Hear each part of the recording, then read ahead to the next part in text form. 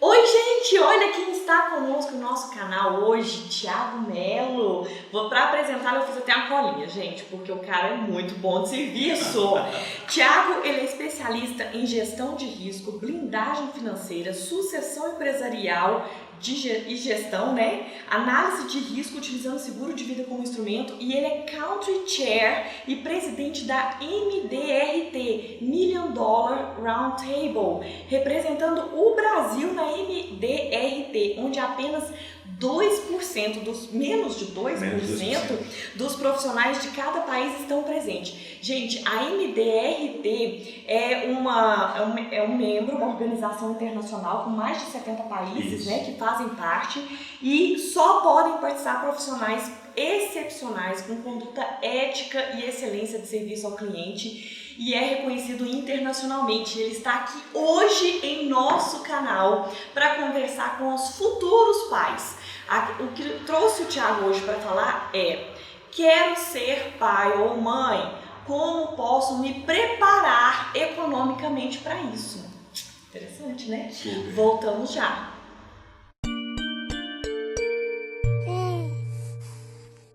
Voltamos!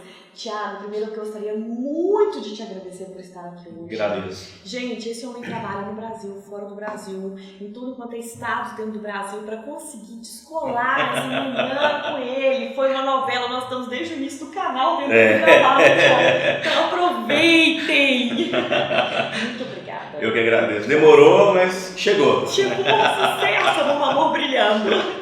Thiago, os casais que querem se preparar para ter filhos, como se preparar economicamente? Você pode dar algumas instruções, algumas dicas para os pais? Claro. Ter filho, eu falo que é um dos maiores patrimônios ativos da nossa vida, né? E ele sabe o que está falando, né? Papai também.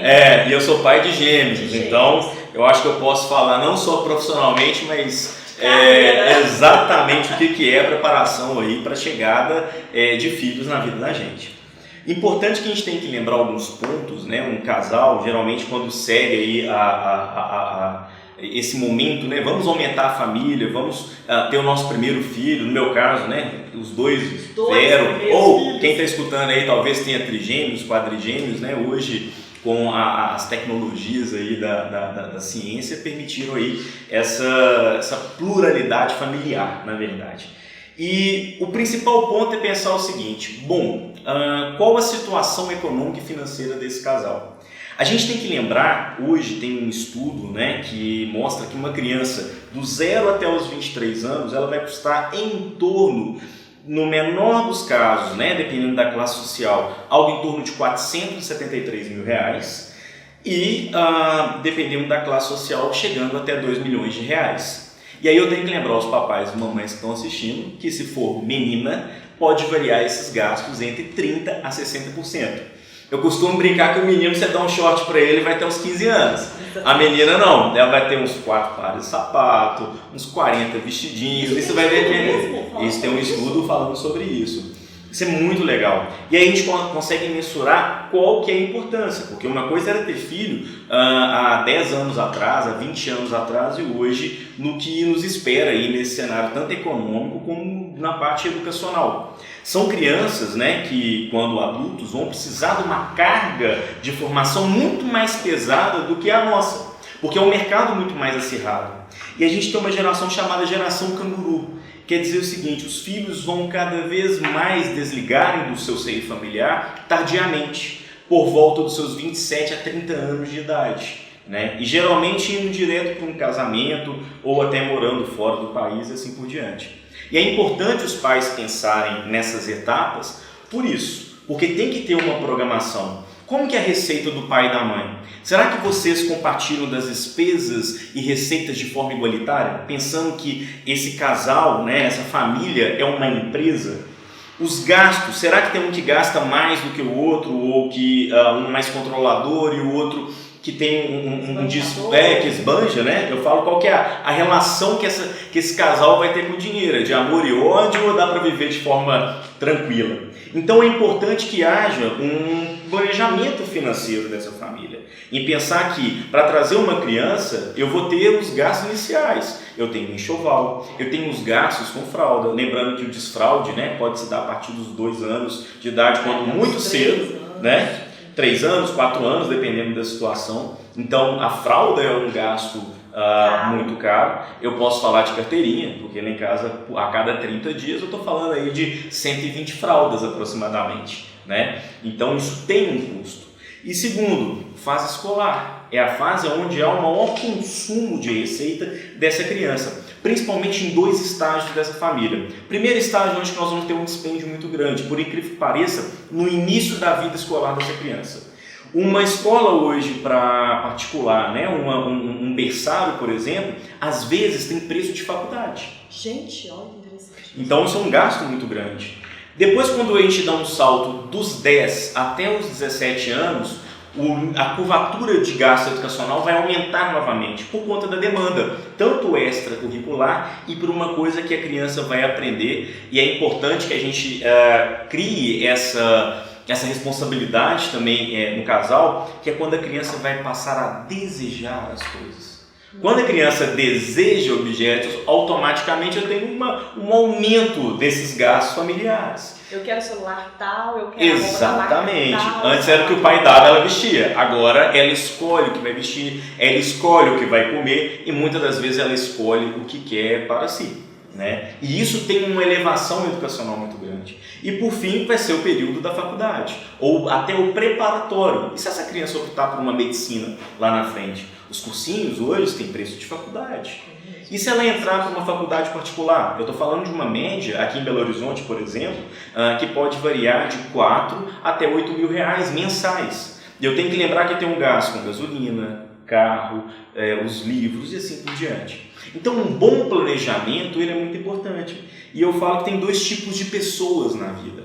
As que vivem de juros e as que pagam juros. E geralmente as que vivem de juros têm uma tranquilidade de sobrevivência maior. Às vezes é importante que a gente analise a nossa situação financeira num retrovisor, para entender o seguinte: o que se gastou ao longo desse ano? Quais são os gastos com produtos supérfluos, por exemplo? Ou existe um excesso de gasto ali que pode ser cortado ou pode ser redirecionado? Eu trabalho muito com meus clientes em relação à qualidade dos investimentos dele. Eu posso trocar a mesma coisa que eu estou fazendo por uma qualidade melhor, né? E um provisionamento para isso fica muito mais fácil. Por exemplo, vou pegar eu e minha esposa, por exemplo, né? Quando a gente decidiu que queria aumentar a família. Aproximadamente do período que nós decidimos até o nascimento dos meninos, né? Nós tivemos aí 2 anos e meio, né? Entre as tentativas até ela engravidar de vez. O que nós fizemos? Um provisionamento financeiro. Eu sabia que o meu enxoval ele poderia variar aí mais ou menos algo em torno de 5 a 10 mil reais. Nós imaginávamos que teríamos um único filho, né? Seguindo a ordem natural das coisas. E Deus nos presenteou com a dupla dinâmica, então vieram 2. Esse salto ele multiplicou. Mas o que a gente fez antes? Nós selecionamos o trabalho com uma coisa chamada pizza financeira. E isso é muito legal você adotar isso para o resto da sua vida. De 100% que aquele casal ganha, o importante é que se una as receitas. Porque eu vou entender qual que é o ganho familiar. Dessa receita nós vamos estipular o seguinte: olha, desse meu salário ou da minha retirada na minha empresa, daquilo que eu ganho, eu vou selecionar de 10 a 20% para ser gasto com o pai e a mãe gastar com ela e vice-versa, e o restante vai entrar nessa constituição de receita familiar. Então, desse 100% que entrar, eu quero que vocês dividam da seguinte maneira: entre 50% a 60% dessa receita tem que ser gasto no que a gente chama de curto prazo ou no dia a dia. Água, luz, telefone, celular, jantares, enfim. E é importante incluir os projetos supérfluos, tá? Eu acho que ninguém nessa vida teve ainda uma vocação franciscana para tentar abrir mão de alguns prazeres da vida para acumulação. E aí eu vou entrar numa dualidade, porque eu posso chegar em um determinado momento da minha vida que eu perdi tempo e saúde. e eu não aproveitei quase nada que a vida me ofereceu. Então eu acho importante ter essa qualidade de vida também. Isso é legal você falar, porque quando a gente pensa em economia, todo mundo pensa assim, não vou dar conta de fazer isso, porque eu não vou me divertir, vou ficar só de maneira nenhuma. Guardando dinheiro, e né? Divertindo que isso te impulsiona a fazer as suas coisas, né? Então, de 50% a 60% desses gastos vão ser utilizados para isso. E projetos de curto prazo, por exemplo, uma viagem no final do ano, ou 2 viagens, quando a família se programa. Dentro dos 60%. Dentro dos 60%, tá? E aí nós temos o quê? 40% sobrando. O que eu adotei em casa junto com a minha esposa, e eu sempre aconselho meus clientes? Desses 40%, eu separo uma média de 25% a 30% para projetos de curto prazo. Então eu estou falando tudo que dure entre 2 a 5 anos. O nosso projeto de gravidez durou 2 anos e meio. Então o que eu fiz? Algumas aplicações. E você encontra aplicações simples, fácil de utilizar. Hoje existe, por exemplo, corretoras de investimentos, valores, que você pode ter no controle pelo celular. De uma maneira muito simples, sem taxa de administração para inúmeros produtos. A gente tem que lembrar que as taxas de administração também podem corroer os seus investimentos. E aí você seleciona para aquilo que você tenha mais intimidade. Tá? Se você não tem um profissional que te auxilie a prestar esse trabalho de consultoria financeira, de proteção securitária, etc., utilize aquilo que você está acostumado a trabalhar. Geralmente nós temos o que? A poupança, o CDB, um DI, né? Títulos do Tesouro, tudo isso com taxas de administração ou que são 0 ou inferior a 1%. Então, esse dinheiro é para esse projeto de curto prazo, que vai variar de 2 a 5 anos. Quando aconteceu a gravidez da minha esposa, né? E até o dia que a gente foi fazer um enxoval, eu não tive esse susto tão grande, porque nós criamos essa reserva. Tudo bem que eu tive que mudar o meu planejamento quando a gente soube, né? Que eram dois. Então, o volume da minha guarda também teve que aumentar aí uma margem de 5% a 8% a mais. Nada que mudou o nosso padrão de vida. E aí nós temos uma variável entre 20% a 10%. Né? Que são para projetos de longo prazo. E o que eu posso incluir? A compra de uma nova residência, porque muitas das vezes, né, quando o casal ele começa a vida dele conjugal, ele está num imóvel menor, que cabe a necessidade ali, alugado, né, ou alugado, e depois ele vai precisar de expandir, seja pagando um aluguel um pouco maior, ou até o dobro do que ele pagava antes, ou aquisição de uma residência. Então esse projeto, entre 10% a 20% desses ganhos, né, podem ser variados, porque a gente chama de investimentos de longo prazo. E o que eu incluo nesses investimentos de longo prazo? Pagamento da escola, da primeira escolinha, pagamento da faculdade do filho, pagamento do ensino médio e assim por diante. Se você trabalha nessa razão entre 50% a 60% gastos do dia a dia, entre 40% a 30% gastos de médio prazo e entre 20% e 10% de longo prazo, você vai criar uma situação financeira muito tranquila. Às vezes eu tenho famílias que naturalmente, por exemplo, no meu caso, a despesa, por mais que eu tente enxugar, ela vai dobrar. Porque a gente tem a despesa com babá, tem a despesa com empregada, são 2 crianças, vai ter a despesa com a escolinha, com transporte, alimentação. Mesmo que eu queira enxugar, eu não vou conseguir fazer isso. Então, o ideal é que a gente vá se remodelando. Então, ao invés, por exemplo, de eu tirar, na época de solteiro, 3 viagens, 2 viagens para fora do Brasil, para poder, para o meu lazer, por exemplo, eu troco, né, às vezes uma viagem para fora com uma viagem aqui dentro do Brasil e uma viagem no final do ano que seja a viagem da família, né? Segundo, eu vou fazendo as adequações. Se eu jantava sexta, sábado e domingo fora ou almoçava fora, eu vou trocar. Pega a conta de um almoço ou de um jantar e comece a guardar. A magia dos juros acumulativos vai fazer um efeito enorme na vida de vocês e vai trazer o principal benefício de uma vida financeira bem equilibrada, a tranquilidade, a capacidade do papai, mamãe, deitar a cabeça no travesseiro e preocupar com aquilo que importa, a constituição dessa família, a criação de projetos, e não vai ter aquele bichinho da dívida, né, falando na orelha dele ali. Tiago, tenho certeza que tem um monte de pais ali agora que estão falando assim, isso é coisa de gente rica. Isso aí, meu salário eu ganho o quê? R$2.000, R$1.800, eu ganho não sei o quê, não tem como eu fazer isso. Você pode falar algo sobre? Olha, poupar e saber a forma que você trabalha com o seu dinheiro não tem classe social. tá? E é o diferencial que traz as pessoas para melhorar de vida economicamente falando ou não, né? Exato. E eu costumo dizer muito o seguinte, né? Ganhar muito não quer dizer que eu tenho muito. Às vezes eu tenho pessoas que ganham 100, 200 mil reais por mês, mas tem um grau de endividamento muito grande, porque tem um padrão de vida tão alto que às vezes a receita e despesa ela se empata ou ela passa.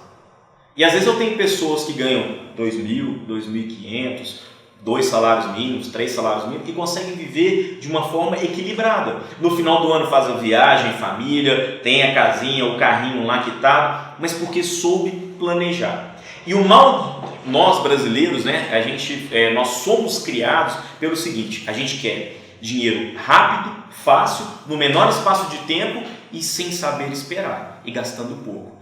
Matemática financeira não existe. Não existe. Né? Essa é a primeira regra. Agora, se eu souber esperar, às vezes, em vez de eu comprar um celular que está na moda, que me custa aí 4 mil, 5 mil, 3 mil reais, e pagar parcelado aí de 10 vezes um cartão que o Natal está chegando, por que não criar uma reservazinha e guardar esse dinheiro e passar a comprar as coisas mais à vista? Principalmente se a minha receita em casa ela é mais curta. Eu não preciso ter um comprometimento com gastos de cartão de crédito, com financiamentos, boletos. Eu acho que quanto mais eu estabelecer em forma de envelopinhos a minha vida, olha, se o projeto agora é aquisição do enxoval da criança, quanto que vai custar a média desse enxoval? Vamos guardar ali. Gente, vamos criar uma reserva. Isso é acessível para qualquer pessoa. E tudo na vida é aprendizado. Né? Sim. Tudo é absorver. E eu posso falar de cadeira, porque, por exemplo, meu avô materno veio de uma origem extremamente humilde, né? E durante a vida inteira dele, tudo que ele conquistou veio com um trabalho árduo, mas veio sabendo poupar, guardar. Muitas das vezes, o que nos falta é a maneira que eu me relaciono com o meu dinheiro. Né? Isso não tem classe social. Não quer dizer que aquela pessoa que ganhe muito precise de menos e vice-versa.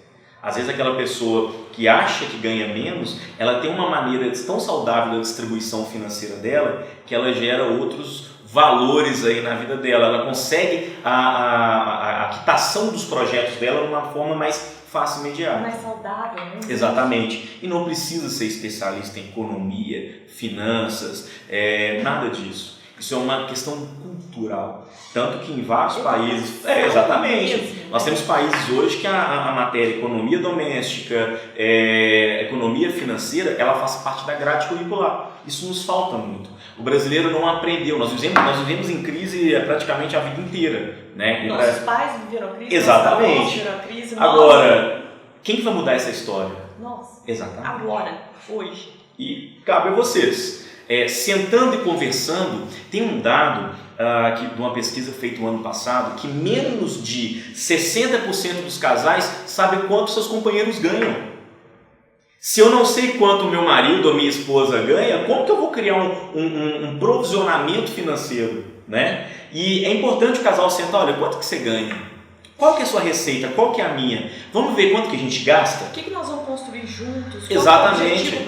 Olha, às vezes o marido ganha mais, ou a esposa ganha muito mais que o marido, então vamos equilibrar. Vamos pegar e fazer uma regrinha de 3 e criar um nível de proporção, né? E aí, assim, conhecendo despesa e receita dessa família, é que vocês vão começar a falar em projetos futuros. Porque a pior coisa que existe é eu ser pego de supetão.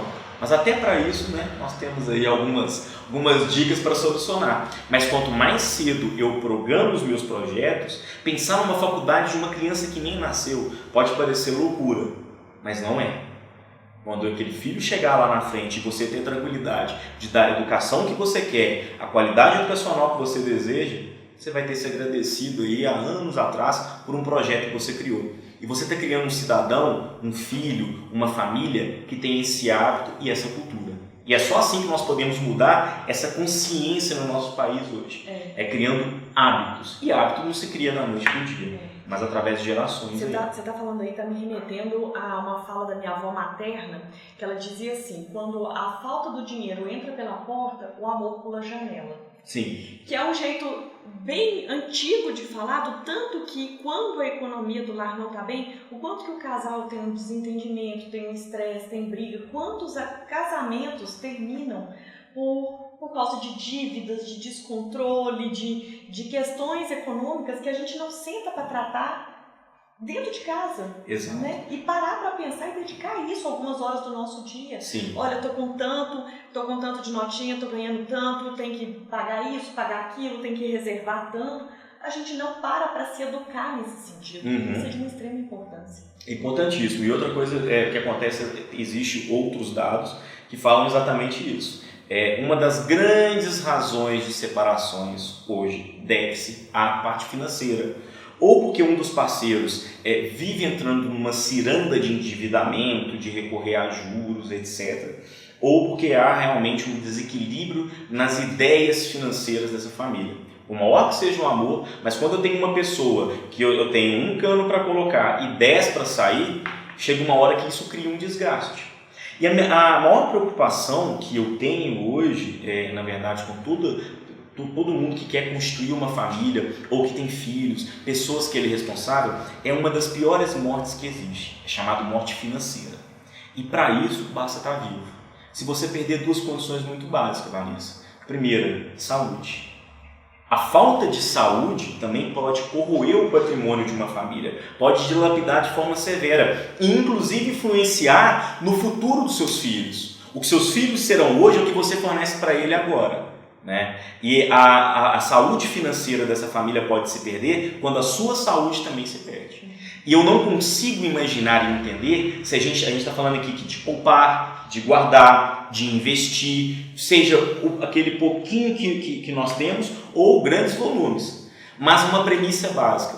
Na economia a gente tem um jargão chamado blindagem do ativo garantidor inteligente. É nada mais nada menos que proteger a máquina que faz o seu dinheiro acontecer todo mês. Somos nós. Às vezes eu tenho pai e mãe que são autônomos, né? Eles são responsáveis pela geração, são donos de negócios. A grande maioria dos brasileiros, você é dono do seu próprio negócio, independente de que área que ela for, seja na área de saúde, prestação de serviço, área econômica e assim por diante. E é importante pensar o seguinte, se eu não proteger a maquininha que todo mês faz o meu dinheiro girar, eu corto e mato esse fornecimento para as outras áreas. Eu vou deixar de fomentar a minha guarda e vou começar a gastar o meu patrimônio para recuperar um dos bens mais valiosos, que é a saúde.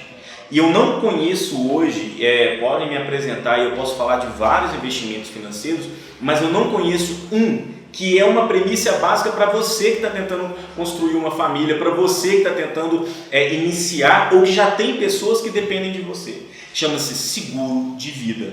Tá? E eu falo muito do seguro em vida, que é o mais importante ainda, não o seguro de morte, mas em vida. Por quê? Eu tenho que proteger e blindar o pai, a mãe, porque debaixo daquele arco de proteção estão os filhos. E eu tenho planejamentos hoje securitários que eles vão garantir desde a fase educacional do seu filho até um diagnóstico de doenças graves, um acidente que cria uma invalidez, por exemplo. Isso não é uma coisa absurda, não. Não, nada a ver. Isso é importantíssimo, isso vale para qualquer classe social. Existem inúmeras empresas no mercado que vão atender a demanda de cada perfil social. O importante é ter. E essa é uma cultura que menos de 10, 12% da população brasileira tem. Se você pegar, por exemplo, o volume de operações securitárias que existem em outros países, né? Nos Estados Unidos hoje é inconcebível. Eu falo pela experiência de vivência minha lá e pelo hoje, eu estou ligado diretamente nesse mercado, trabalho lá, né?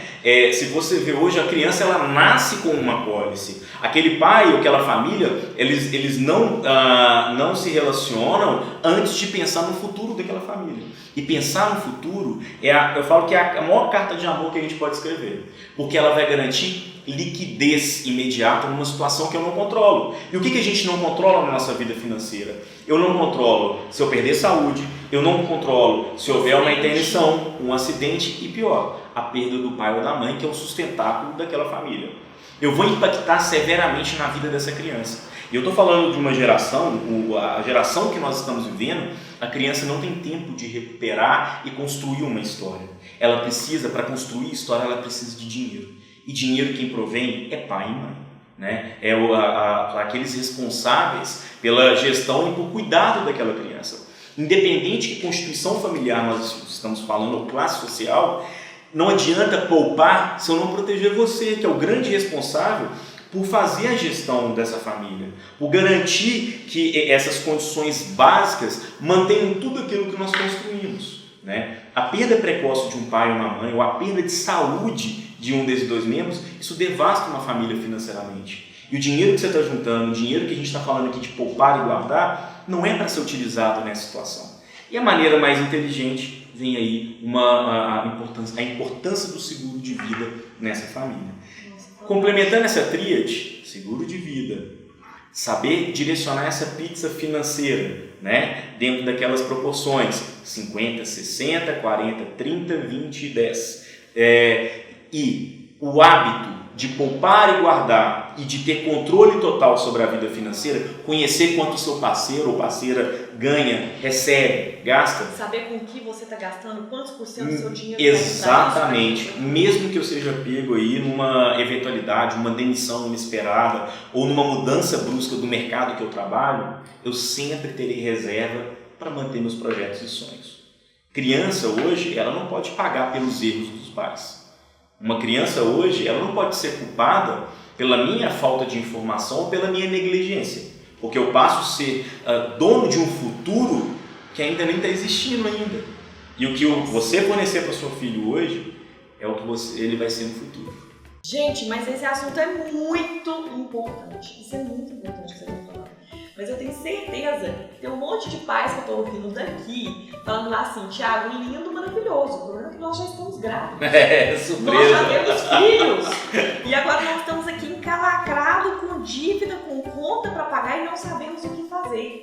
Então, trarei Thiagos para parte 2 do vídeo, que vai sair na próxima semana, que nós vamos falar, tá tudo bem, já temos filhos, como resolver a situação financeira e garantir uma boa qualidade de vida para a família. Ótimo. Nós nos vemos sexta-feira que vem. Até mais.